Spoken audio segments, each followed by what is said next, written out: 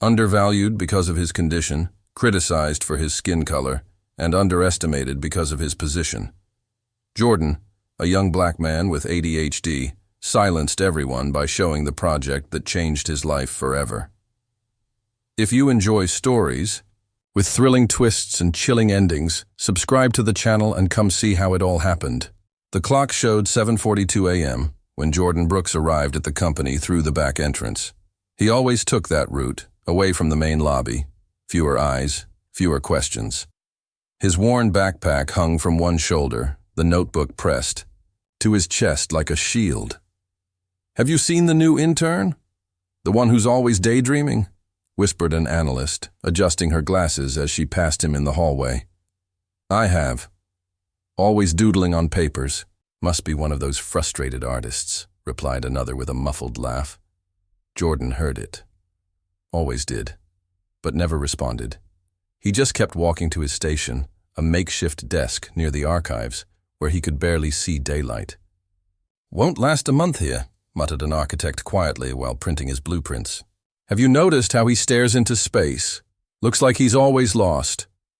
But Jordan was far from lost. Under the table, hidden from view, lay a project sketched with absurd precision, millimeter-perfect lines, flawless perspectives, details that defied scale. Just another of the dozens of ideas he drew alone, only for himself. His notebook was his greatest treasure, a mix of diary and secret lab. Inside, he also kept scattered phrases he read to himself when the day felt heavy. "Quick. Mind, calm body," he murmured almost inaudibly while sketching the outline of a spiral staircase. Jordan said this to himself. Background sounds, phones ringing, keyboards, office whispers. No one approached him. Not even the supervisor, who rarely remembered the boy's name, until that day, when something unusual happened. An emergency meeting was called. An important international client had rejected all the projects presented so far, and the management was in a panic. Jordan, though not invited, overheard everything from a distance, and unknowingly was about to take the first step out of the shadows. "Jordan! Jordan!" Meredith, the project coordinator, shouted, banging a ruler on the table. "This is a company, not recess! Focus, kid!" "Sorry, I was just adjusting." "An idea," Jordan said, quickly lowering the drawing sheet on his makeshift desk. She didn't reply. Just rolled her eyes and walked away, her heels clicking on the cold floor. Jordan took a deep breath. It wasn't the first time someone cut him off like that, and certainly wouldn't be the last. Across the room, two interns who had started with him chuckled quietly. "He talks to the walls, have you noticed?" One said, "That's crazy." "Bet he doesn't even know how to use AutoCAD," the other replied. Jordan heard it all, pretended not to, but it was hard to stay focused. Amid the office noise, harsh lights, and frequent interruptions, his mind jumped from one thing to another like a train constantly switching tracks. Sometimes he got lost in his own thoughts, which only reinforced the stigma others had already stamped on his forehead. Weird. And then there was the color of his skin. "I bet he's only here because of quotas," said one of the older architects, not even bothering to whisper. Jordan felt the sting, as always. But he had learned not to show it. Instead, he twirled, a pencil between his fingers, trying to find a solution to the client's problem, even though no one there had any idea he knew what was going on. "I need coffee." "Urgently," he muttered, standing up. Passing through the corridor, he saw a door ajar, the meeting room. Inside, the bosses were nervously flipping through rejected projects. Jordan stood still, watching for a moment. "These drawings are cold. Technical, but soulless," complained one partner. "The client wants something bold, surprising, and we don't have anything close," said another, clenching his fists. Jordan tilted his head slightly. In his mind, a clear image appeared. A glass atrium with curved floating stairs, and an organic roof that seemed to breathe with the air's movement. He had drawn that days ago, just on a creative impulse, but no one ever asked for his opinion. He took another step, but stopped. The partner's words echoed in his head. Soulless. Maybe they're just looking in the wrong place. Jordan whispered to himself. Then, the unexpected. A folder slipped from one assistant's hand and fell into the hallway, scattering papers everywhere. Jordan quickly bent down to help. Among the sheets, he recognized something. The blueprint of the current project. His hand touched the corner of the paper and he couldn't resist. He grabbed the pencil tucked in his shirt collar and, without thinking, drew a curved line that completely changed the facade's angle. "Hey!" the assistant shouted, pulling the paper from his hand. "Are you crazy? Don't touch that!" Jordan shrank back. "Sorry, I just thought it could be better this way," he said, stepping away. The woman didn't answer. She stormed into the room, slamming the door, but Jordan didn't notice.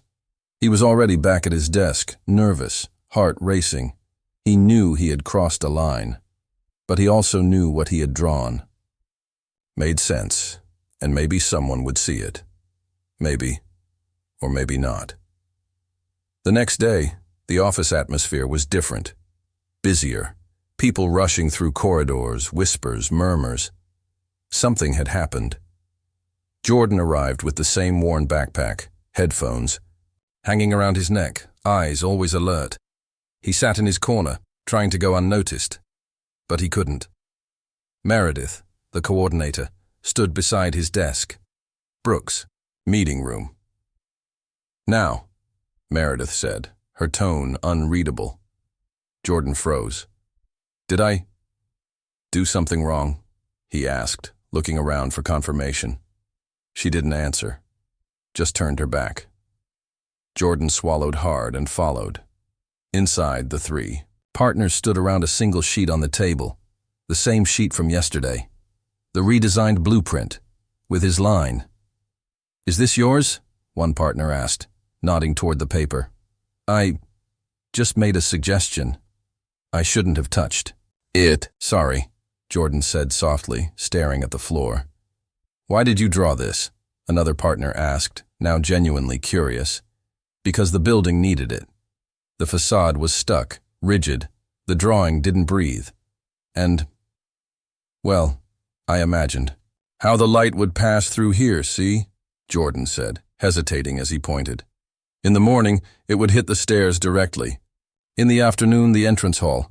It's more than just structure. It's feeling." Silence. The three men exchanged looks. One turned, laughing quietly. "An intern who barely attends meetings saw what we didn't. How ironic." "It's not irony. It's talent," said the oldest, crossing his arms. Jordan felt a chill down his spine, but kept his tone steady. He knew it was too soon to celebrate anything. "Who taught you this?" asked the youngest partner. "I learned by watching, on the internet, in magazines, copying structures with pencil and ruler.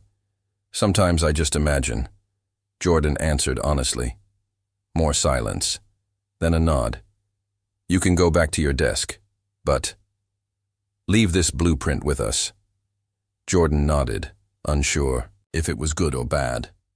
When he left the room, he felt the stares. The assistant with the folder leaned against the pantry door, eyeing him suspiciously. The interns whispered even more quietly than usual. Meredith passed by without even looking up. But there, alone at his desk, Jordan took a deep breath. He felt something changing. It wasn't acceptance yet, but it was something. Hours later, at the end of the day, he found a folded note left on his desk. "Present this project. Tomorrow. In front of the client. E."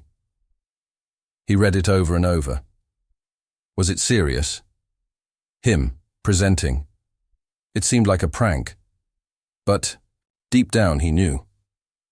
It was real, and the pressure came like an avalanche. He didn't sleep that night. ADHD made his brain spin in loops. What if he forgot what to say? What if he stumbled over his words? What if he laughed at the wrong moment, like he usually did when nervous? The next morning, He arrived early. The presentation room was cold, sterile, chairs lined up, the projector ready.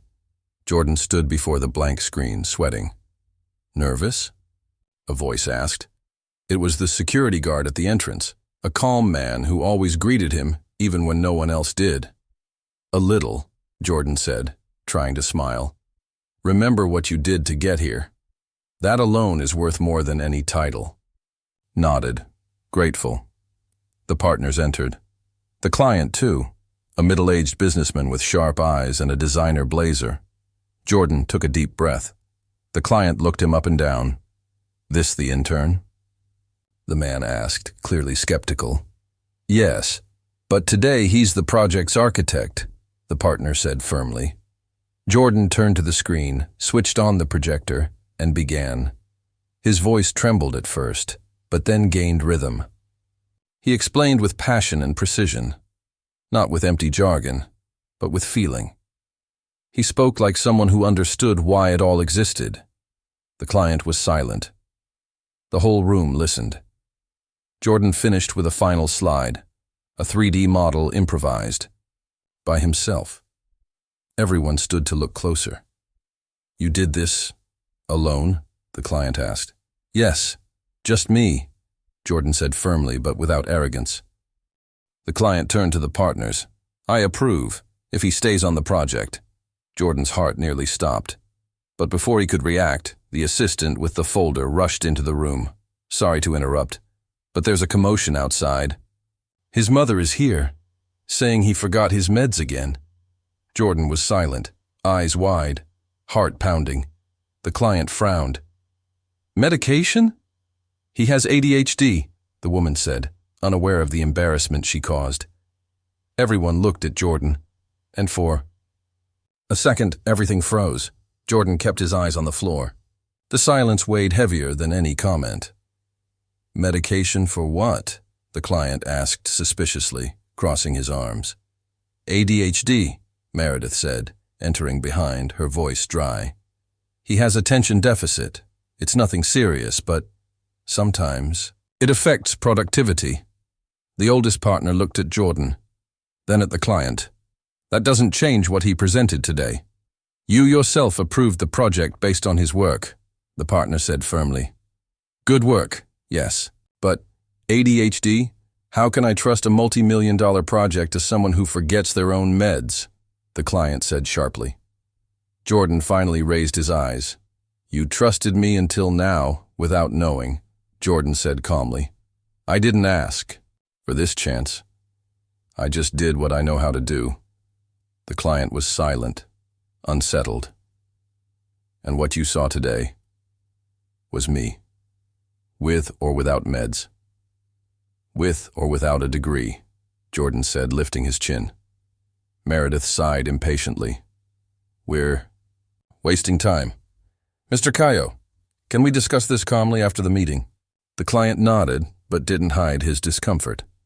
Later, in the parking lot, Jordan sat on the curb, medication in hand.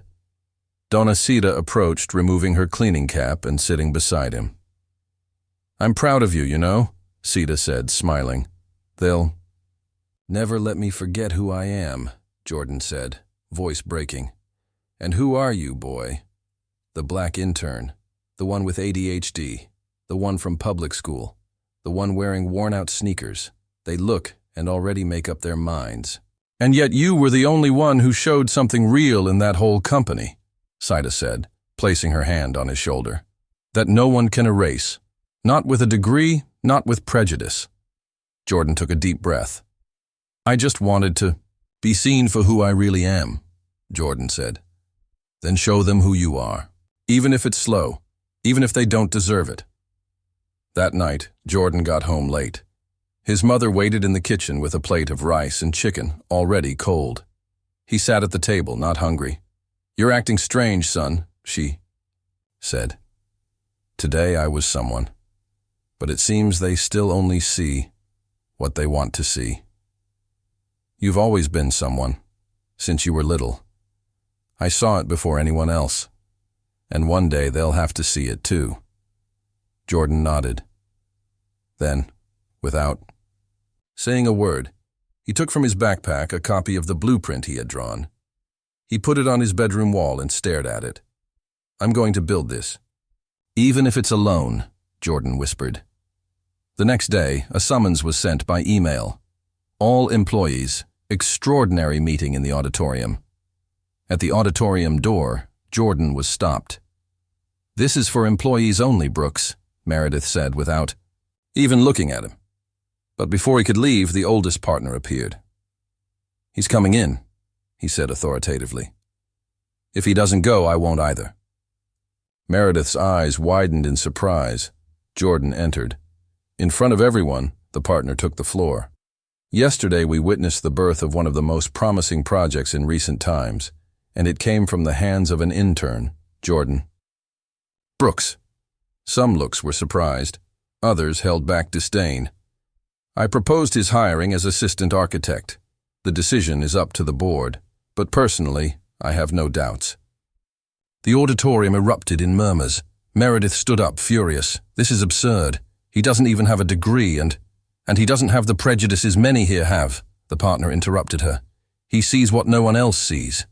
And that's worth more than 1,000 resumes." Jordan remained silent, heart racing but face calm.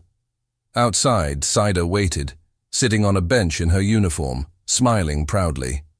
"So, boy," Saida said, "I think things are going to change."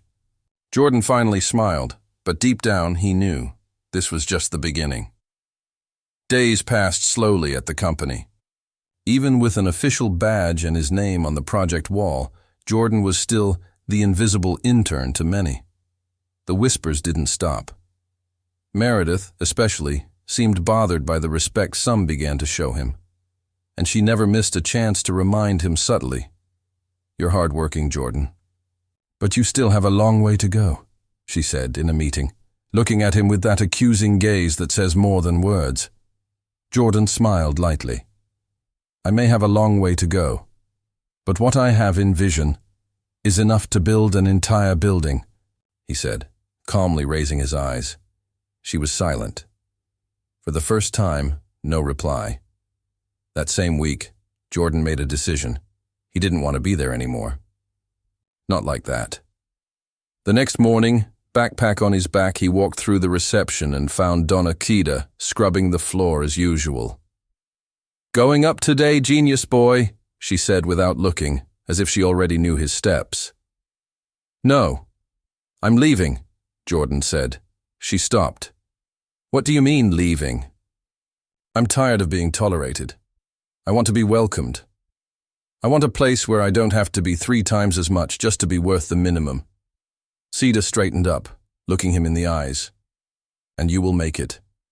Because you're rare, Jordan. You have a shine that not even this dirt can erase." He smiled, moved. "Thank you, Donna Saida, for always seeing me." She extended her hand and squeezed his firmly. "Go, and don't forget who you are." Jordan nodded, passed through the turnstile with firm steps, and for the first time, felt he was no longer invisible. Not because others started seeing him, but because he decided to see himself. A few months later, in a small, creative space, with natural light, models of buildings and drawings covered the tables. People of different ages, colors, and accents worked together, exchanging ideas. At the back of the room, Jordan adjusted a project. No suit, no badge, just identity. Someone knocked on the door. It was Saida, carrying a wrapped cake. "I brought snacks," she said, entering with that wide smile. "Now this really feels like an office," Jordan said, laughing. They sat together on the balcony, eating and laughing like old friends. The difference was that now no one cleaned the other's floor. They walked side by side, on the wall a handwritten phrase. "Sometimes all someone needs is a look that doesn't despise," and Jordan never stopped looking that way again.